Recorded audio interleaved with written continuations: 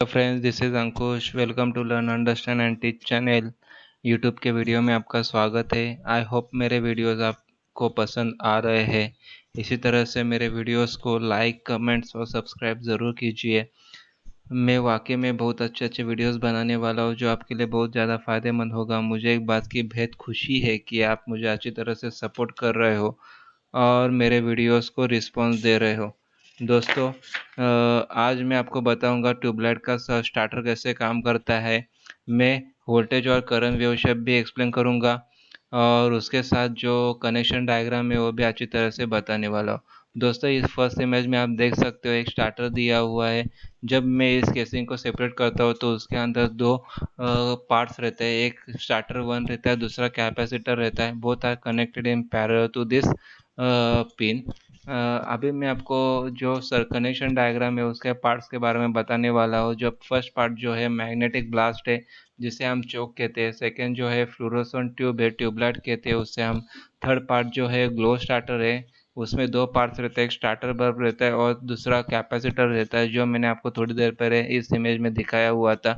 और fourth one जो है वो बायोमेटालिक कॉन्टैक्ट है। वो जब हीट होता है तब बायोमेटालिक होने की वजह से वो बेंड होता है और कॉन्टैक्ट क्लोज हो जाता है। वो एक स्विच का काम करता है। और फिफ्थ वन जो है वो इंसर्टेड गैस है जो बल्ब के अंदर रहती है। उसमें डिफरेंट टाइप के गैस हो सकती है। एक नियॉन हो सकता है, आर्गन हो सकता है और थर्ड वन है हेलियम भी हो सकता है। ओके। अब हम स्विच ऑन करते हैं और शुरू में ट्यूबलाइट ऑफ होती है तो करंट हमारी करंट जो है इधर से चौक में से होके इधर से ऐसे होके बायोमेटालिक कांटेक्ट में से होके इधर से इधर तक आते हैं और सर्किट क्लोज हो जाते हैं। जब ट्यूबलाइट ऑन हो जाती है तो इधर का सर्किट आउट हो जाता है। मीन्स कनेक्शन तो रहता है लेकिन करंट इसमें से नहीं बहती। कैपेसिटर में थोड़ी सी करंट बहती है बस। मेन करंट जो है वो चौक में से होके ट्यूबलाइट में से होके यहाँ तक आती है। अब इसके फंक्शन को और वेव शेप को एक्सप्लेन करने के लिए मैं थोड़ी देर के लिए यहाँ से एक कैपेसिटर इधर से कैपेसिटर निकाल देता हूँ, जिससे मुझे आसान होगा कि वेव शेप एक्सप्लेन करने के लिए। जो कैपेसिटर का पार्ट है वो मैं आपको बाद में डिस्कस करूँगा। अब हमने यहाँ वेव शेप में दिखाया है कि उसमें वोल्टेज जो वेव शेप है वो स्टार्टर के अक्रॉस की है। जो करंट आयल जो है वो इंडक्टर में बह रही है और इधर इसमें बह रही है। और थर्ड वन जो है वो बायोमेटालिक कांटेक्ट का टेम्परेचर है। ओके। तो शुरू में ट्यूबलाइट के लिए ट्यूबलाइट जो है ऑन नहीं होती क्योंकि इसको स्टार्ट करने के लिए हाई वोल्टेज की ज़रूरत होती है। और स्टार्टर का काम होता है कि इसके अक्रॉस हाई वोल्टेज जनरेट करना, जो कि हमने यहाँ पे दिखाया हुआ है। ओके। तो जब हाई वोल्टेज जनरेट होती है तब ट्यूबलाइट ऑन हो जाती है। तब करंट इसमें से या चौक में से होके ट्यूबलाइट में से होके यहाँ तक आती है। ओके।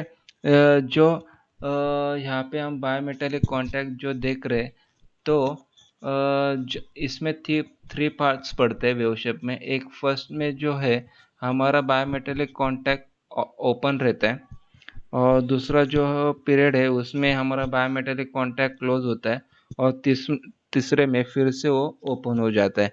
शुरू में हम स्विच ऑन करते तो हमारा बायोमेटालिक कांटेक्ट ओपन रहता है और उसके अक्रॉस पूरा वोल्टेज ऑन वोल्टेज आ जाता है।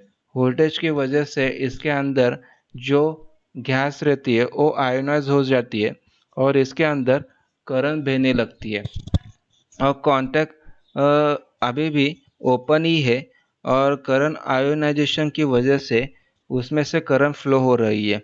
जब करंट बहती है तब ये दोनों कांटेक्ट गर्म हो जाते हैं और गर्म होकर बेंड होने लगते हैं और बेंड होने से एक दूसरे को टच करते हैं। ओके। यहाँ से हमारा टेम्परेचर बढ़ना होना बढ़ता है। जैसे कि कांटेक्ट हमारा जब यहाँ पे हमारा टेम्परेचर बढ़ता है, जो ये टेम्परेचर है वो आयोनाइजेशन की वजह से बह रहा है। इसकी वजह से यहाँ पे थोड़ा सा करंट दिखाई दे रहा है। बाद में हमारा जो करंट है वो बायोमेटालिक कांटेक्ट क्लोज होने की वजह से करंट बढ़ता है और वोल्टेज ज़ीरो हो जाता है। और हेवी करंट फ्लो होती है, तो बायोमेटालिक में से हेवी करंट फ्लो होती है। एक कांटेक्ट क्लोज हो गया तो गर्म नहीं होता और धीरे धीरे उसका टेम्परेचर कम होने लगता है, और एक पोजीशन में हमारा करंट जब टेम्परेचर जब कम होता है तब हमारा जो बायोमेटालिक कांटेक्ट है वो वापस ओपन हो जाता है। और ओपन होने के बाद जैसे ओपन होता है, यहाँ पर हाई वोल्टेज आता है। अगर आप इंडक्टर के सीरीज में एक स्विच शॉर्ट कर दे और स्विच ओपन करे तो D I by d t के वजह से कॉन्टैक्ट के अक्रॉस हेवी वोल्टेज आता है। वो हमने यहाँ पे दिखाया हुआ है। ओके, इसके वजह से ट्यूबलाइट ऑन हो जाती है, और ट्यूबलाइट ऑन होने पर यहाँ पर वोल्टेज जो है वो कम हो जाती है और करंट भी कम हो जाती है। ओके, और यह जो करंट है वो ट्यूबलाइट की करंट है, और ये जो वोल्टेज है वो ट्यूबलाइट का वोल्टेज है।